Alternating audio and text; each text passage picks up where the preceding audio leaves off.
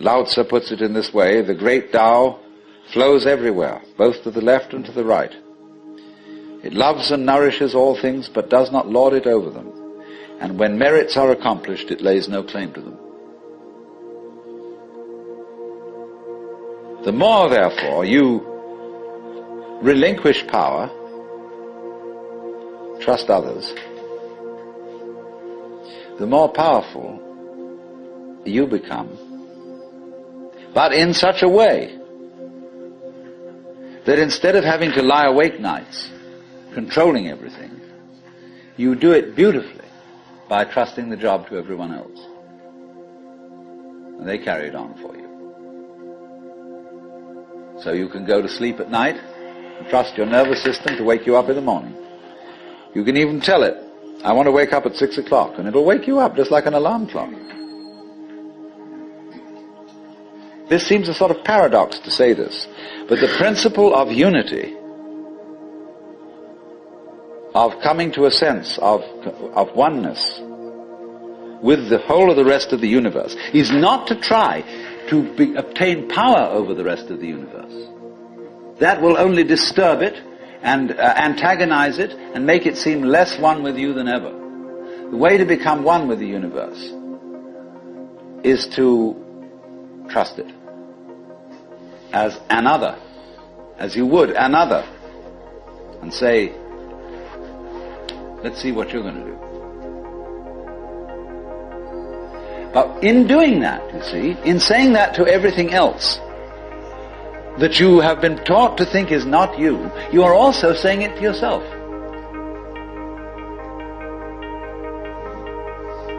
Because finally, as I pointed out, you do not know where your decisions come from.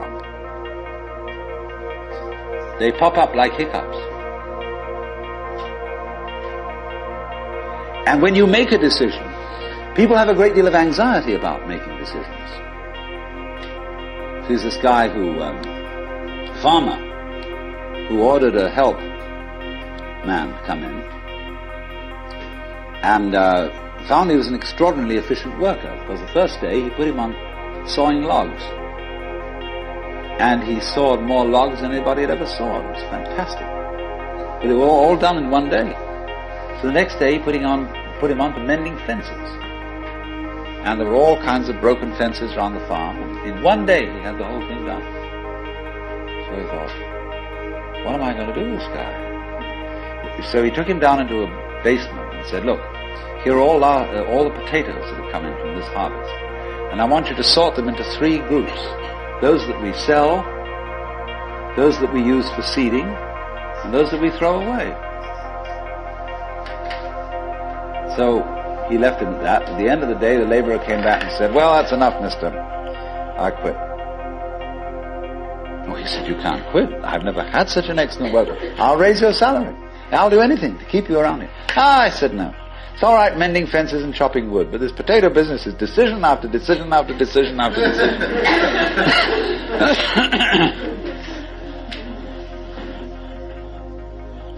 So when we decide, we're always worrying, did I think this over long enough? Did I take enough data into consideration? And if you think it through, you find you never could take enough data into consideration. The data for a decision in any given situation is infinite. So what you do is, you go through the motions of thinking out what you will do about this. And then when the time comes to act, you make a snap judgment.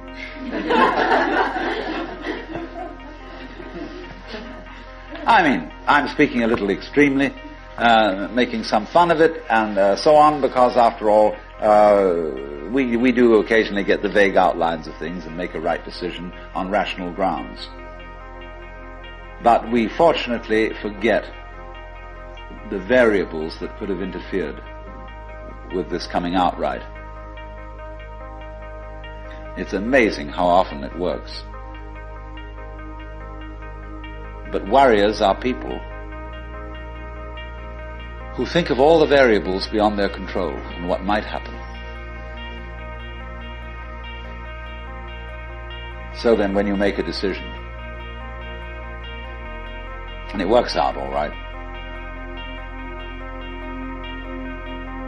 I think very little of it has much to do with your conscious intent and control. But somehow or other, you are able to decide and control things more harmoniously if you delegate authority. That's why very great businessmen are those who can delegate authority. Trust others to work for them. Because those are people developing businesses on the same basic structure that is fundamental to a living organism. Delegation of authority. It loves and nourishes all things, but does not lord it over them. And you see, then, what is happening is this. The more you let go of it and trust it, as if it were quite other than you,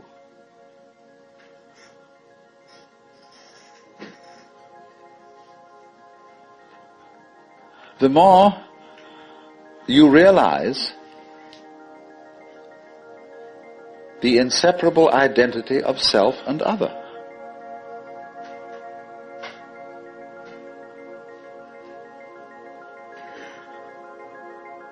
To go back, if you try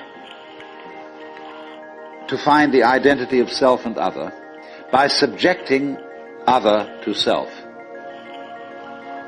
no go. If, on the other hand, you find it through giving self, that is control, over to other, and trusting that, you may make a mistake. You may make a bad gamble. But in the long run, you're acting on a principle which has the backing of evolution. This is the way biological evolution goes on. Constant delegation of authority. That's why, obviously, the democracy is superior to the monarchy. It was de Tocqueville who said that democracy is always right, but for the wrong reasons. Because there is operating in a democracy the principle that Buckminster Fuller calls synergy. And synergy is the intelligence of a highly complex system, the nature of which is always unknown to the individual members. Because that goes back again to this point, that we're always entering a new environment. We don't ever know fully what the new environment is, because the only environments we know are the past ones. There is always then operating in the development of cellular life on any level a new way of organization, higher than any existing form. And we are not aware of it until after it's happened. If you ever saw, for example, the film Kon-Tiki, this man figured out a few things as to how to make a balsa wood raft to sail from South America to the Pacific Islands. But once he had set this in motion, he discovered that all sorts of unexpected factors cooperated with it. That when the wood got wet, it expanded so that the ties bit into it and held it completely secure. He'd never expected that. And he found that as he sailed along, a flying fish would simply alight flat on the deck every morning for breakfast.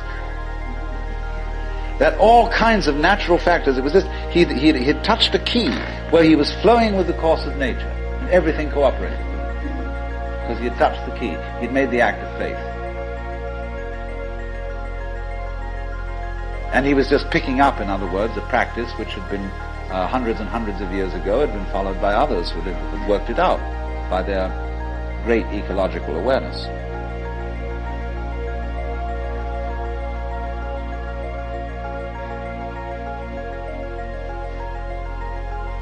So we do come out of this way of thinking to something which has, I would say, the most enormously creative and revolutionary social consequences.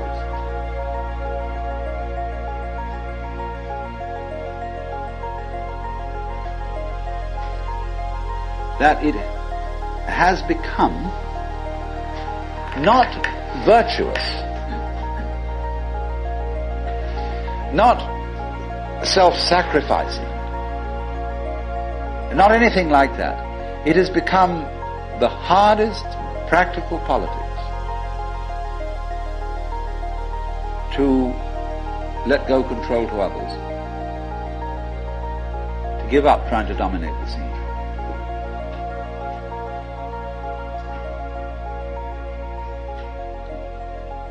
Also, in a parallel way, it has become at this time in our history very much hard practical politics.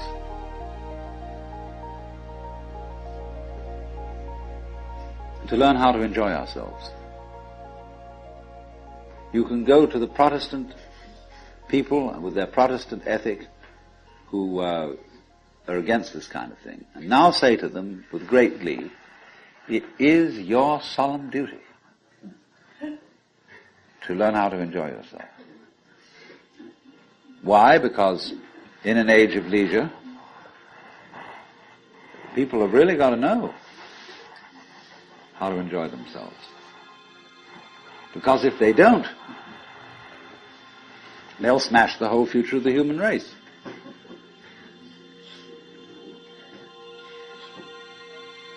So a utopia has become not some sort of a dream, but an urgent necessity. We can't do without it.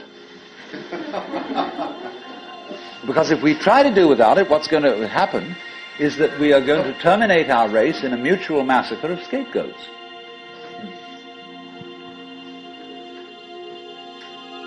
And so the present paranoia in the United States that is going on, where everybody is thinking up a new scapegoat and how great it will be to demolish them or get them out of power. All this kind of bickering and right and left politics has become irrelevant because we now have the opportunity of trusting our own intelligence, our own technology.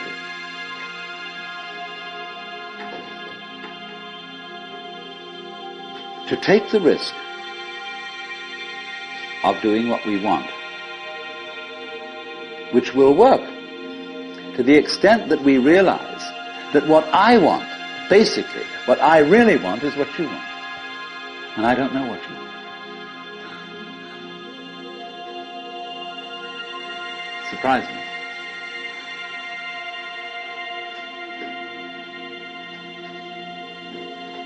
But that's the kinship between I and thou. So when I ask, I go right down to the question, should we start with, what do I want? The answer is, I don't know. When Bodhidharma was asked, who are you? Which is another form of the same question. He said, I don't know. Planting flowers to which the butterflies come. Bodhidharma says, I know not. I don't know what I want. Well, when you don't know what you want, you've reached the state of desirelessness.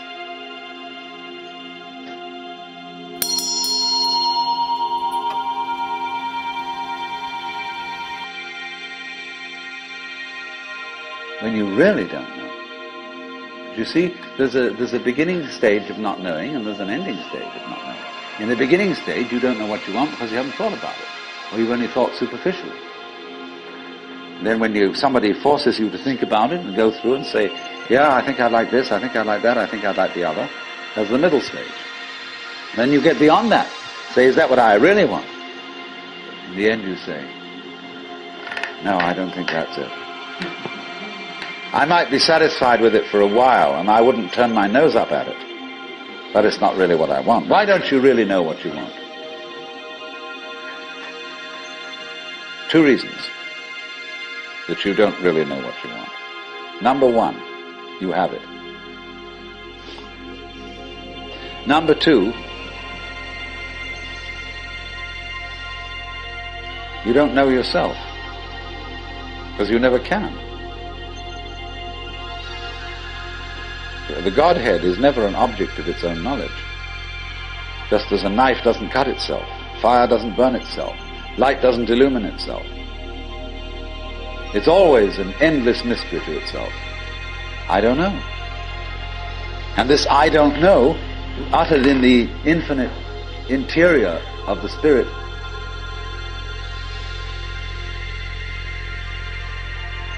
this I don't know is the same thing as I love, I let go, I don't try to force or control. It's the same thing as humility.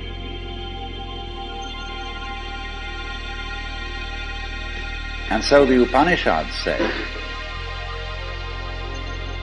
if you think that you understand Brahman, you do not understand, and you have yet to be instructed further.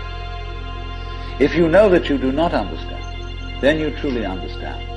For the Brahman is unknown to those who know it, and known to those who know it not.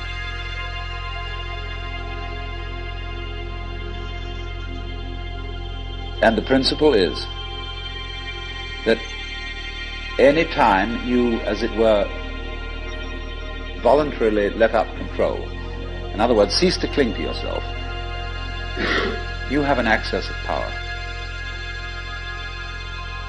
Because you're wasting energy all the time in self-defense, trying to manage things, trying to force things to conform to your will. The moment you stop doing that, that wasted energy is available. And therefore, you are, in that sense, having that energy available, you are one with the divine principle. You have the energy. When you're trying, however, to act as if you were God, that is to say, you don't trust anybody and you're the dictator and you have to keep everybody in line, you lose the divine energy. Because what you're doing is simply defending yourself. So then, the principle is, the more you give it away, the more it comes back. Now you say, I don't have the courage to give it away. I'm afraid.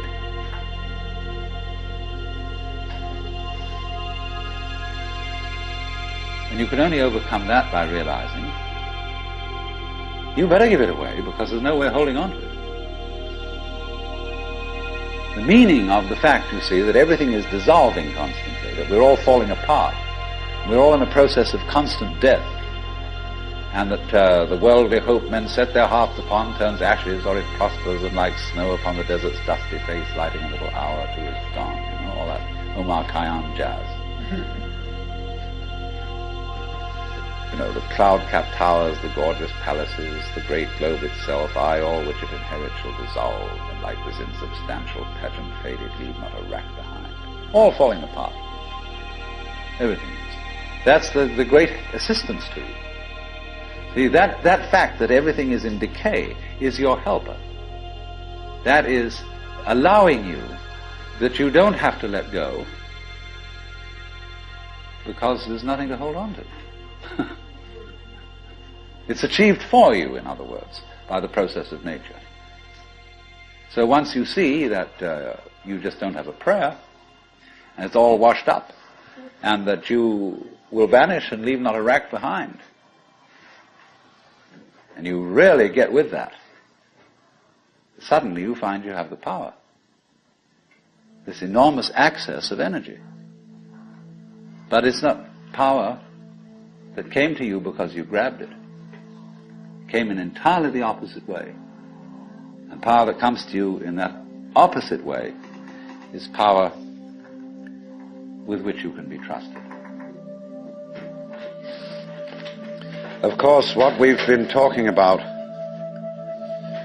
is not so much a set of ideas as an experience, or shall we say experiencing. And this kind of seminar, in comparison with encounter groups or workshops of various kinds, or experiments in sensory awareness, is now being called a conceptual seminar. Although I'm not talking about concepts.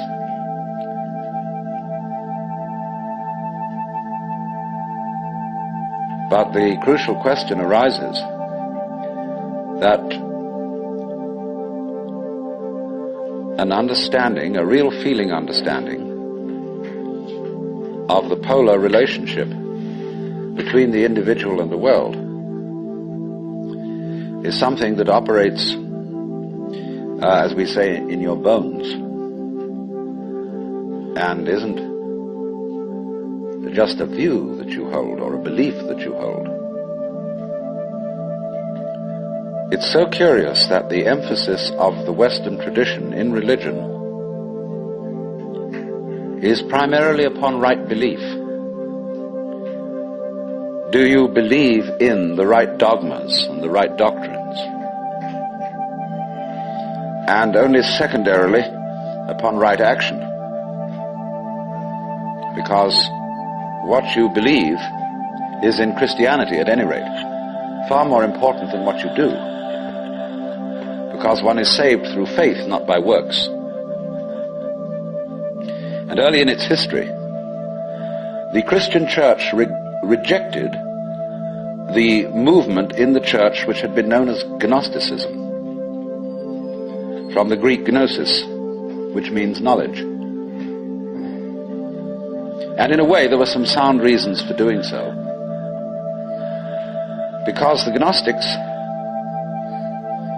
were what I would call anti-materialists. They divided human beings into three classes that were called, respectively, pneumatic, psychic, and hylic.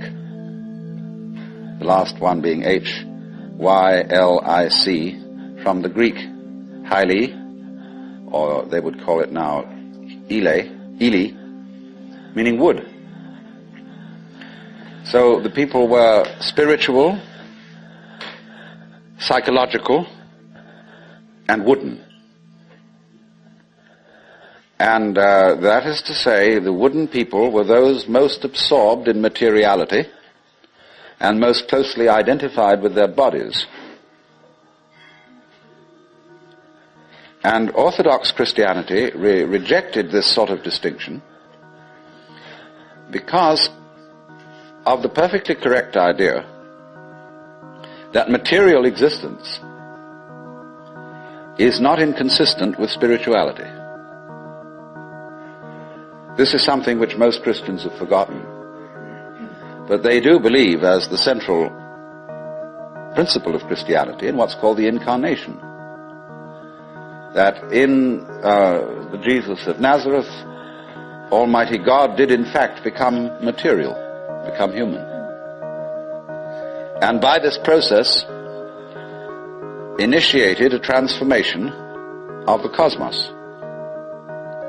In the words of St. Athanasius, God became man that man might become God.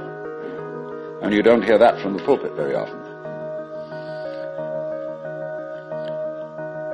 The Christian church therefore emphasized pistis, or faith, as against gnosis, or knowledge. Because they said you can never know God. God could never become an object of knowledge. And in this funny roundabout way, the Christian theologians were saying exactly the same thing as the Hindus. Only the Hindus do call this knowledge of God through faith, they call it jnana, which is the same as the Greek word gnosis. But just to give you a little sidelight on how words get mixed up in their meanings, we now have a class of person called an agnostic. And an agnostic generally means a person who doesn't commit himself to any beliefs about the ultimate nature of things. He just says he doesn't know. But the original word, agnosia in Greek, meant a special kind of knowledge. It was called the dark knowledge of God. The knowledge of God in the cloud of unknowing, to use the title of a mystical treatise written by an anonymous 14th century English monk. This monk derived his ideas from a very mysterious figure who wrote under the name of Dionysius the Areopagite. Dionysius was a 5th or 6th century Syrian monk who had learned his mysticism from Porphyry, who got it from Plotinus, who was a Neoplatonist, and who probably got a great deal of stimulation from the intellectual world of Alexandria. And Alexandria, in the early years of the Christian era, was a tremendous exchange place between East and West. Buddhist monks visited Alexandria. It was one of the great centers of trade between Rome and India. And as you may know, all Rome's gold eventually went to India for the purchase of pepper. And as a result of this, the Roman economy collapsed. They bought too much luxury from India. India, in exchange, got Roman architecture. And you'll see a lot of Roman architecture in Indian temples. But Alexandria was the great center for the Gnostics and for Christian theology.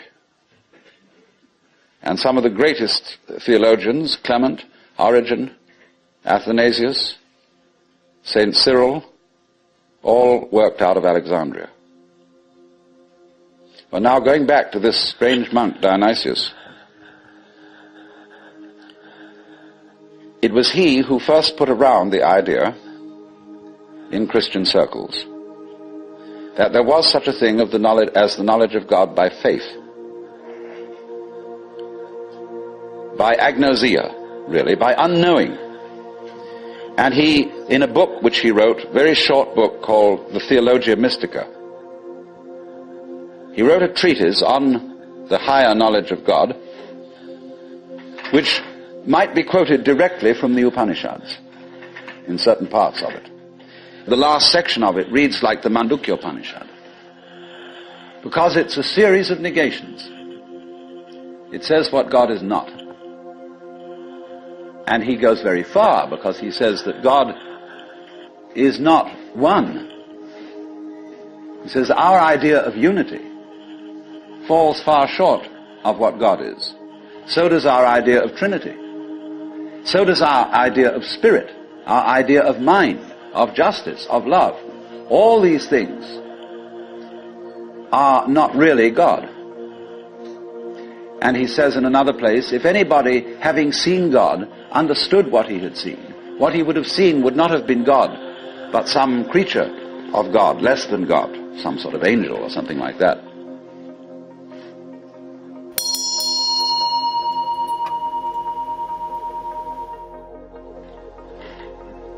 It's perfectly amazing to consider the influence that this man had.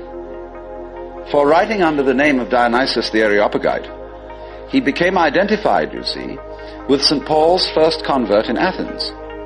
And legend has it that he was the first bishop of Athens and was martyred in Gaul, where he's known as St. Denis. But St. Thomas Aquinas looked upon the writings of Dionysius the Areopagite as having the highest authority. And you could, if all the texts of Dionysius' work had been lost, you could restore most of it from quotations in St. Thomas. He wrote really two very important books. One was the one I said, the Theologia Mystica. The other was called the Divine Names. And these two books presented the two phases of his theology. The book called the Divine Names was a discussion on the nature of God in terms of what God is like, by analogy. And this kind of knowledge of God he called cataphatic. From the Greek theme, to speak or say, kata meaning to say according to, that is to say, to speak by analogy. Where he used, though, entirely negative language about God, this sort of discourse was called apophatic. And the word apo meaning away from, to talk away from. Just as a sculptor, when he makes an image, reveals the image by removing stone. And so Dionysius explained that one attains the knowledge of God by discarding concepts, which is exactly what the Hindus mean when they say, of God one can only say neti, neti, not this, not this, not any conception. Thus in Hindu philosophy, the highest state of consciousness in samadhi is called nirvikalpa samadhi, which means literally non-conceptual. Vikalpa means a concept. Nir is a negation. So the non-conceptual knowledge. Now, people have greatly misunderstood this. They have imagined that unknowing the state of the highest contemplation was the acquisition of a blank mind, from which you first discarded thought, you went on to discard perception, you went on to discard any kind of sensory content in awareness, until you were, so far as anyone could say, aware of nothing. And they supposed that this kind of catatonic state was mystical consciousness. This is often believed in India. If you go to the Vedanta Society and ask what do you mean by nirvikalpa samadhi, they will tell you that the one in that state has no consciousness whatsoever of the sensory world, that he is completely absorbed, as you sometimes see Hindu holy men sitting in a state where they are blind and deaf to everything going on around them. The founder of Chinese Zen, known as Huineng, described people like that as no better than pieces of rock and lumps of wood. He said it's a very serious mistake indeed to confuse sunyata, the Sanskrit word for the great void, which is both the ultimate reality and the consciousness thereof. He said it's a great mistake to confuse it with nothingness.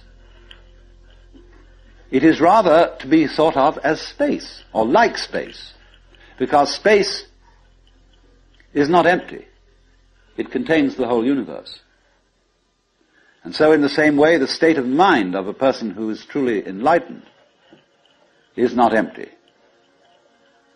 It contains everything. But like space, it is not stained by what it contains. And it's often said in Zen imagery, you can't hammer a nail into space. You can't spit on the sky and soil it. If you try, the spit will just return and hit your own face. So they go on to say the consciousness in all of us, your basic mind is like space. It is completely pure. But of course by purity, they don't mean unsexual, which is of course what purity generally means in the Western world. Blessed are the pure in heart, for they shall see God. A person who's pure in heart is generally understood as one who never has any naughty thoughts. You know what naughty means? It means vain, negative, empty. A naughty person, therefore, is one who doesn't amount to anything, who's just nothing. That's the real meaning. But this misunderstanding of the nature of contemplation existed not only in India, from which it was transmitted to China, but also in the West. You read many treatises on Western mysticism, and there's still the feeling that getting into a deep, deep trance, sometimes called rapture. Again, the word rapture has undergone some transformations. We talk about rapture as people being beside themselves with pleasure. But to be rapt means to be taken away from the body. So also ecstasy we now interpret as meaning in a state of high pleasure. But it means to be outside yourself, to stand outside yourself. Your soul has left you, it is with God. As Arabs say of all crazy people, be kind to them. They're not here, their soul is with God. But actually, if it can be true, as Buddhists say, that nirvana and samsara are one, and if it can be true, as Christians say, that the spirit can be made flesh, the word can be made flesh, then obviously the highest form of man is not sitting in a trance like a lump on a log, with a perfectly blank mind.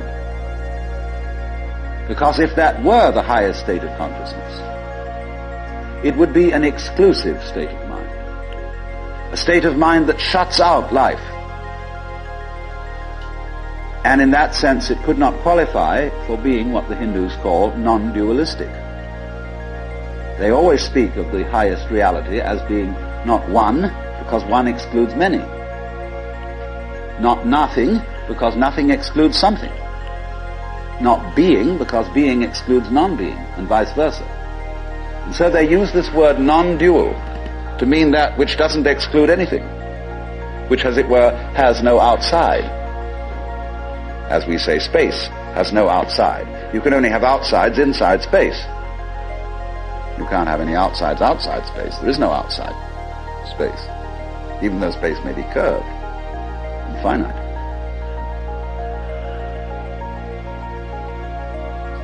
So, if you want to think, incidentally, of that curved space, go and take a look at a photograph in the Life, a book on mathematics, where there's a picture of a Klein bottle, which is a three-dimensional Möbius strip. A Möbius strip, you know, is a piece of paper that is twisted once and then joined, and it has only one side and only one edge.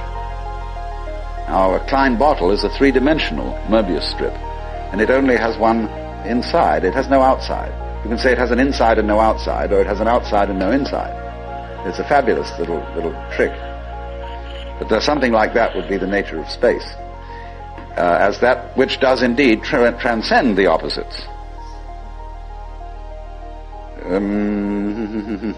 Not quite. No, we'd have to do one extra move on a serpent to make it into a Klein bottle. You'd have to tuck its head through the side of its skin and make the aperture through the mouth continuous with the inside of the serpent towards the tail, you see. That's more or less what a Klein bottle is. So, what I'm getting to, I'm giving you something out of the general history of religions to show that what has been meant by the mystical state, the state of samadhi or awakening in certain traditions, is not this state of trance, but a state of consciousness in which you can perfectly well carry on your daily affairs. And of course, what is meant by a bodhisattva as the ideal type of Buddhist person is that he is not rapt, that he is actively engaged in the life of the world, because he has gone beyond the illusion that nirvana is to be found away from everyday life.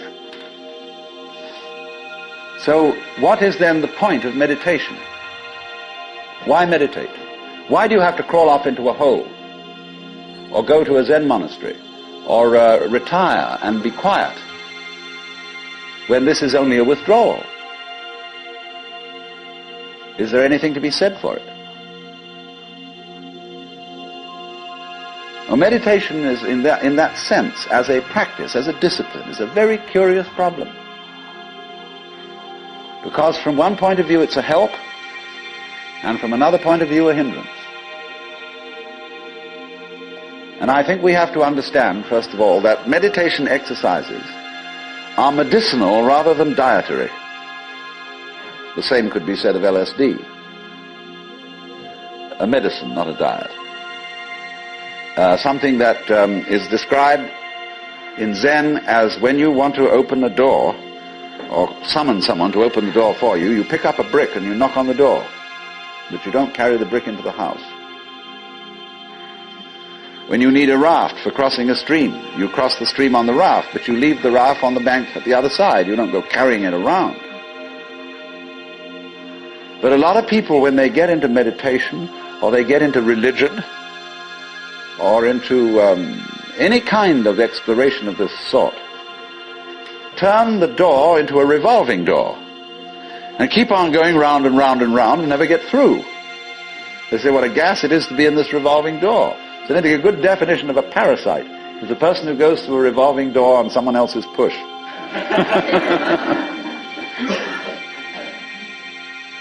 So there are all sorts of people in the religious racket who are going through revolving doors.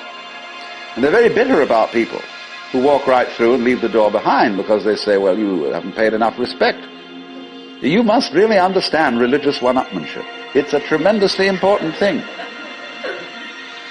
And don't be caught out by this, because what happens is there's a little game going on which I'm going to initiate you into.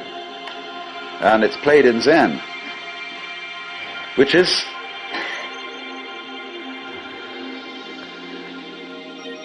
it works like this.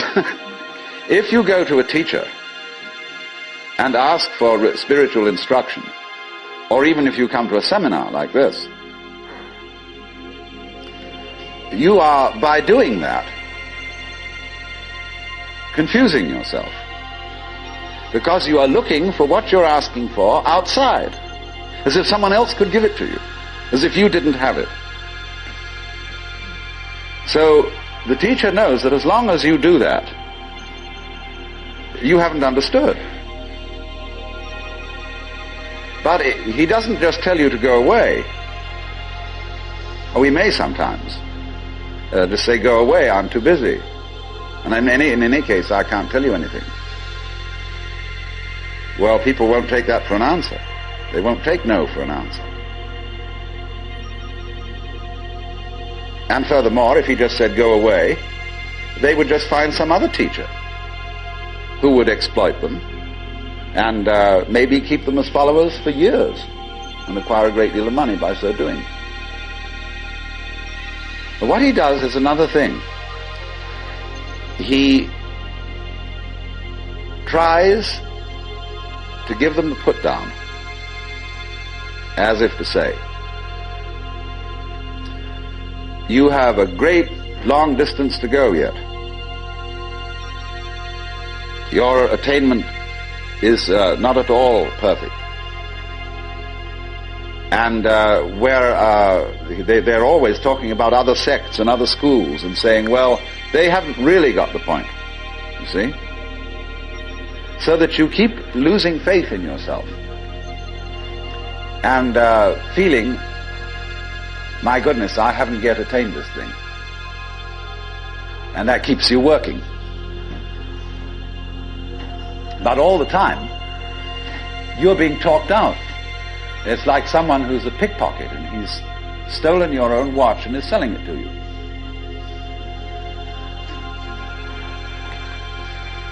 But just so long as you can be talked out of yourself, you deserve to be.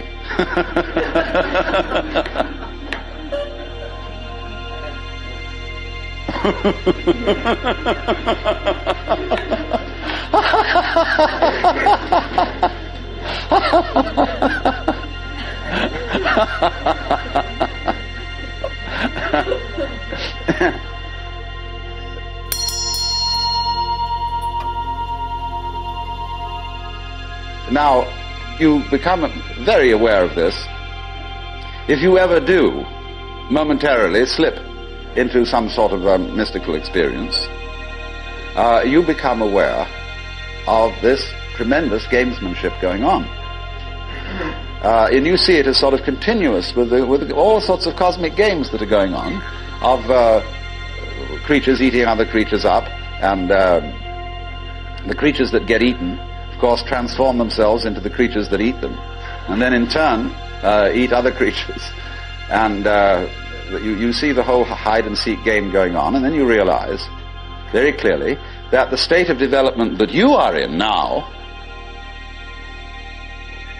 is no better and no worse than anybody else's state. Because it's like space again. Which planet is in, or which star is in the best position? Well, it's all equal. They're all in the middle. Any one can be considered as the center one. Any point on a sphere is the center of the surface of the sphere. So, in the same way, everybody, in all his behavior, whatever he's doing, whether we call him from a certain point of view sick, or whether we call him healthy, whether we call him good or bad, neurotic, normal, psychotic, sane, all the manifestations are just like the leaves on the trees. And in each being in a unique way is, as Christians would say, manifesting the will of God. So, there really, from that point of view, you see, there is nothing to do to attain Buddhahood. Nothing at all.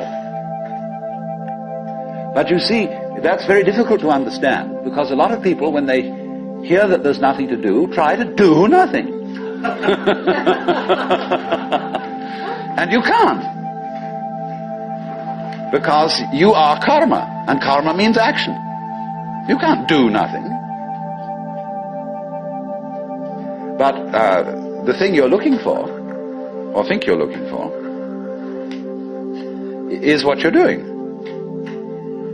Is what's called you. Only, of course, as we all know, we've got ourselves into the idea that oneself is so difficult to see. Because it's like, as I've often said, trying to bite your own teeth or look into your own eyes, and you can't find it.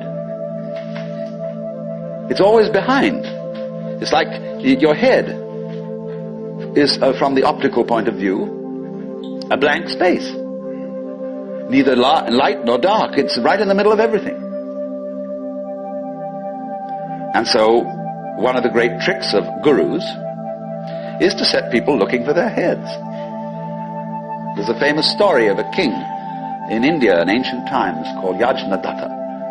And one morning he woke up and reached out for his mirror and brought it over. No head. He was looking in the wrong side of the mirror. And you know, he was kind of bleary-eyed and had a hangover. So he summoned servants and said, "Ye gods, I've lost my head. Find it." And they said, "But Your Majesty, it's there on your shoulders." He said, "It is not. I can't see it in the mirror. Nobody can show me my head." So they were rushing all over the place, looking for the head. Now the trick to that is, of course, that you are perfectly well aware of your head, only not in a form in which you expect to be aware of it. You expect to be aware of your own head in the same way as you're aware of other people's heads. But that wouldn't be true of you, because you've got an inside view on your head. You have an outside view of other people's heads, because, of course, you're taking an inside point of view. But the way in which you are aware of your head is in terms of what you are seeing and hearing. Because all sights and all sounds are what the nerves inside your head are doing. That's how to be aware of one's head. You are aware, therefore, of yourself, the mysterious self that you have, in terms of experience. because there isn't really any difference. But that always escapes people, you see. So perpetually, so long as you don't understand that, you can be talked into going on to all kinds of weird excursions. And just so long as you believe it, you're a sucker. You're hooked. And it takes a tremendous inner confidence and nerve finally to say, hey, don't pull that stunt on me anymore. I see through your game. And because gurus are very clever at putting you down, but they're just trying to see how strong you are, testing you out, see if they can hoodwink you. So long as they can, you see, they're going to go on doing it, because they're going to get you to the point where they can't do it to you anymore. Then they'll graduate. And so one of Rinzai's students, after he saw through it, said, well, there wasn't much in Rinzai's Buddhism after all. Of course there wasn't. He said boldly and straight out, my teaching is just like using an empty fist to deceive a child. You know, when you play games with a child and pretend you've got something here, and the child goes into all kinds of tizzy to get you to open your hand and show what it is, and then there's nothing. Fooled. So you can be fooled. As long as you can be fooled. When you can't be fooled, you don't ask the question anymore. Because it's all become clear. It's all become clear that there is no puzzle about this universe. What makes you think there are puzzles about this universe? Very simple reason. You're trying to explain it. And when you explain things, what do you mean by explanation? There are several meanings of explanation. There's really one basic meaning. But first of all, to be able to translate what is happening into terms of words or numbers. In other words, to describe. But a real explanation is not just a description. It's a description which enables us to control what we are describing. But didn't we see in the last session that to control the world is not really what we want to do?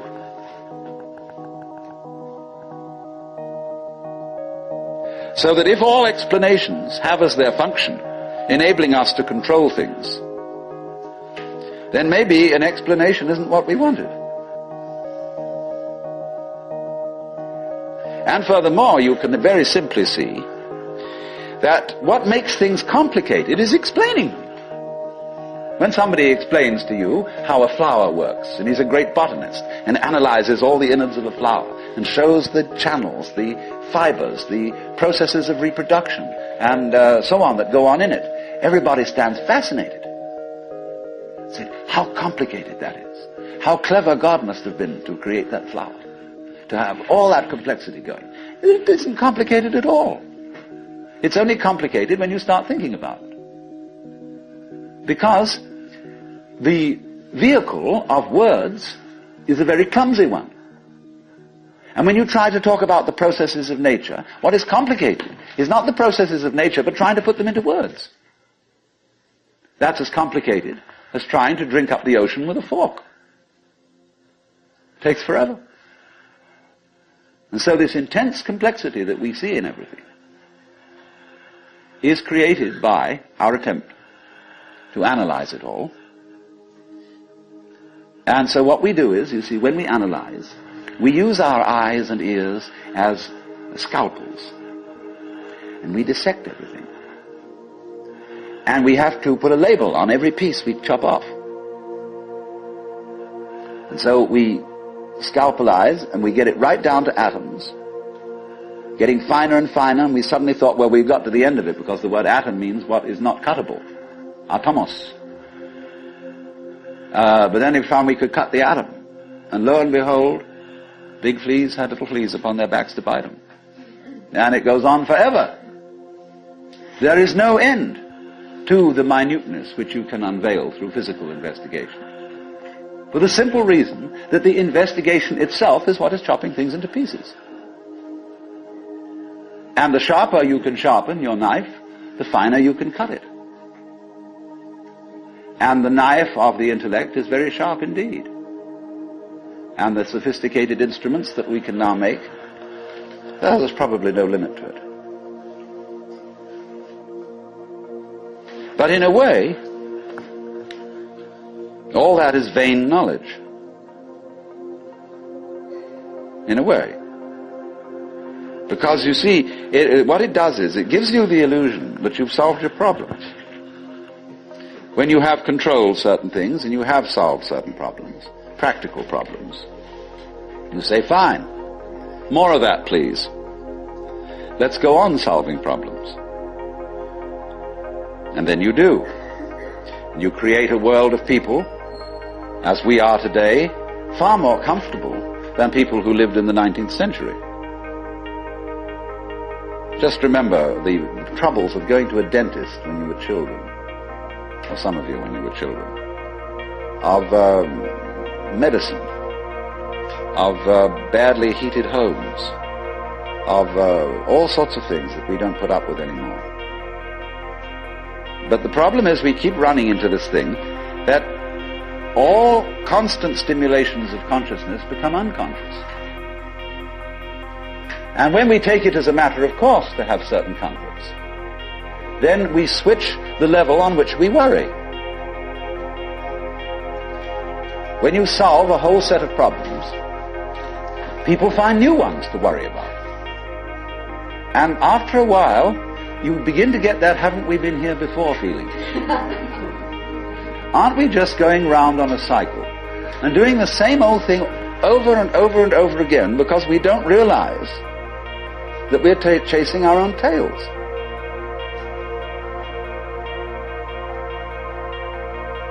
By an eternally recurrent process of not knowing who you are. That is the hide and seek. That is the nature of what the Hindus call the Manvantara and the Pralaya, the period of the Manvantara in which the worlds are manifested, and the period of the Pralaya in which the worlds are withdrawn from manifestation. In and out, in and out. Evermore came out by the same door as in I went. And the thing is to get to the point where you can see that you are doing that in every moment of your existence, with every tiny little atom of your body. You now, at this minute, you see, are the whole system of inning and outing. In other words, you often think perhaps, maybe a long, long time ahead, I shall reach the point where I wake up from manifestation and overcome the world illusion and discover that I am the supreme reality behind all this diversification. My friends, there is no diversification.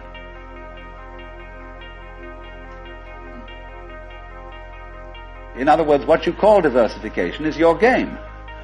In the same way as you chop the thing and then you say it is made of pieces. Because you forget that you cut it.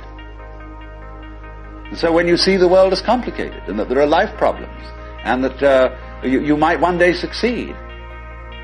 See, hundreds and hundreds of people are running like mad after something that they call that is success, and they have no idea what it is.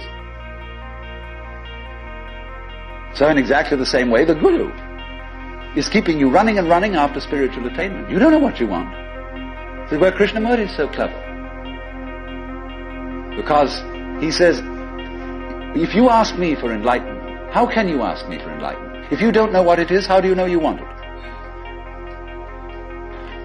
Is that any concept you have of it will be simply a way of trying to perpetuate the situation you're already in.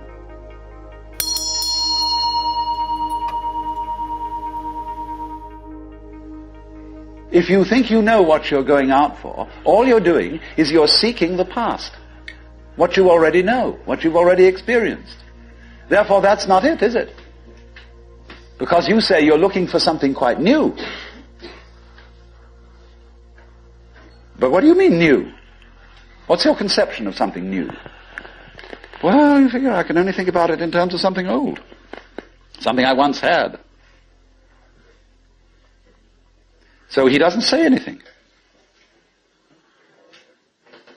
He doesn't indicate anything positively. Everybody says, why are you so negative? Why don't you give us something to hang on to? Well, the simple answer is it would be spurious. You don't need anything to hang on to. You're it. You don't need a religion. But then you say, well, what is all this religious stuff about then? Why don't we just forget it? You can try. By all means. Just go away. Don't go to gurus. Don't go to church. Don't enter philosophical discussions. Forget it. But then you'll realize that by having consented to forget it, you're still seeking. What a trap. What can you do? You see? If you stay here and listen to me or to anyone else who comes around here, you're fooling yourself. But if you go away, you're fooling yourself too. Because you still think that's going to improve your situation. It won't. And therefore, when you discover that it doesn't, you'll think, well, maybe it was a mistake to go away, and you come back to the guru. And he looks at you and says, you are very undisciplined, very inferior student. And you need to apply yourself. Well, as I explained what he's doing. But it comes down in a way to a sort of contest with the guru. You see? Will you call his bluff? You're afraid to. Because you might discover that if you do call his bluff, he's no better than you are. Well, that's what you're supposed to find out. But without being cynical about it. He's as divine as you are. But you've got to call the bluff. There's going to be a showdown. And it's a double bind. The whole situation's a double bind. Because it doesn't do any good to stay here, and it doesn't do you any good to go away. Either to do something about it or to do nothing about it. Now then, there's something else. When you understand that, and when you realize that there's nothing to realize, because it's all here, then what are you going to do? Well, of course, this is the sense of the Zen poem. Supernatural activity and marvelous power, drawing water, carrying fuel. You know? Do whatever one does as a human being. But there's a little element of Philistinism in that. It's like when a child is pestering father or mother with all sorts of questions. They finally get down to the deepest metaphysical problems. They say, oh, shut up and eat your donut. And I wouldn't say that, you see, at this point.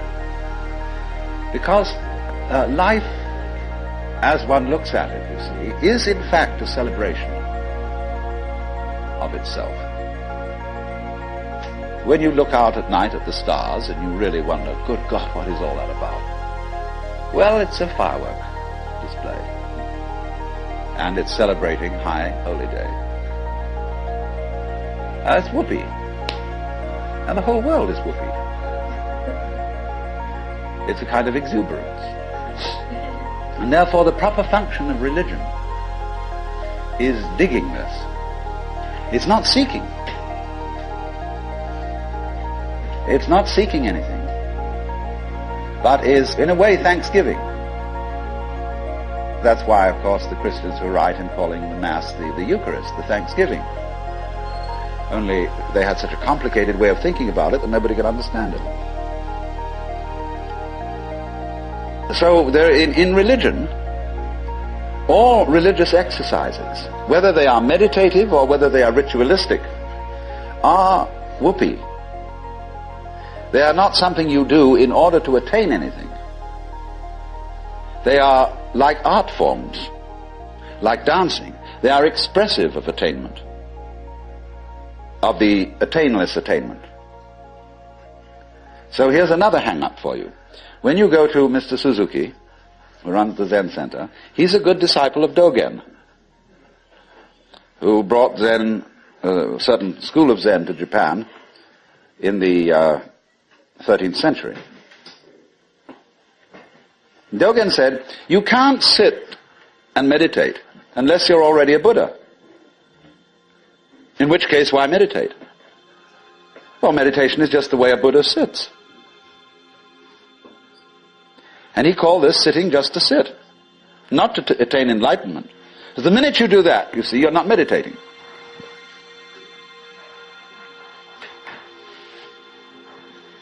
So you only become a good meditator if you're not looking for anything. And therefore, you realize what a great thing it is to be able to sit. And what a great thing it is not to dissect the world with your analytical intellect. To be able to look out at the water or the trees or at the floor and the light on it in front of you without calling it light or floor or trees or thinking that it has parts or thinking that it's complicated. It isn't. So when you can sit without thinking, not with an empty mind, mind you, I'm going back to that point, not with an empty mind, but just a non-analytic mind, a non-probing mind, where you're not creating problems all the time by trying to control it, by trying to control your mind, by trying to control your experience, what you see and hear. You then just simply discover that there is no way of controlling what you're experiencing, because what you're experiencing is you. And to try and really fundamentally control that is just going around the circle.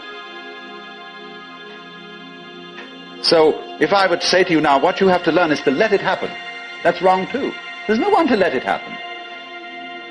If I say to you, accept your experience, be calm and open to things, that again perpetuates the illusion that you're something different from. So we go round and round. But if there are some people who want to get together, and like we would get together to play poker, or to have a walk, go fishing, or sail a boat, if there are some people who want to get together to meditate, and to have rituals, and to chant, great. It's an art form. And you can only use it and make it a good art form if you're not using it to get something. And this is what really is the bane of temples all over the world. You go into Buddhist temples where they theoretically don't believe in any God. But there are the people praying. And they're all doing it in order that